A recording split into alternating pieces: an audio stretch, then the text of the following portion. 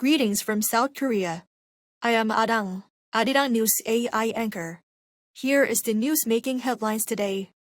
South Korea's Foreign Minister Cho Hyun has explained to his U.S. counterpart Secretary of State Marco Rubio that Seoul is not deliberately delaying legislation related to a special bill on U.S. investment. Cho told the press corps at South Korea's embassy in Washington, D.C. on Thursday local time that he made those remarks to Rubio during their meeting earlier this week. He said he stressed to Rubio that the joint fact sheet rests on economic and security pillars, and that implementation timelines could vary by issue. Cho also emphasized that cooperation in security should not be hindered by trade-related concerns. The White House says it has not yet decided when higher tariffs threatened by U.S. President Donald Trump on South Korean goods would take effect, leaving Seoul facing continued uncertainty as high-level negotiations remain stalled. Speaking at a briefing on Thursday local time, White House spokesperson Caroline Leavitt said she did not have a specific timeline for raising tariffs on South Korea from 15% back to 25%, despite the president's earlier warning. She added that the administration's trade team would provide further clarification, signaling that internal discussions are still underway.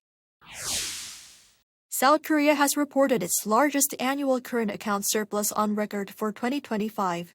The Bank of Korea on Friday announced that the total surplus for the year reached $123.05 billion, capped off by a strong performance in December. The country finished the year strongly, with the December surplus alone reaching $18.7 billion. The performance was driven by the goods account, where exports surged around 13% on year to more than $71 billion, driven by robust demand for semiconductors. While the services account recorded a deficit of nearly $3.7 billion due to the travel sector, the primary income account supported the bottom line with a $4.73 billion surplus from increased equity income. U.S. President Donald Trump is calling for a new nuclear arms treaty after the expiration of the last major nuclear agreement between the United States and Russia. The New START Treaty was signed in 2010 and limited deployed strategic nuclear warheads and delivery systems. Negotiated under President Barack Obama and extended under President Joe Biden, with the treaty's expiration on Thursday, there are now no binding limits on the two countries' strategic nuclear arsenals. Posting on Truth Social, President Trump urged nuclear experts to begin work on a new and modernized treaty. Meanwhile, the Trump administration seeks a broader deal that includes China in any future pact, citing its rapidly growing stockpile.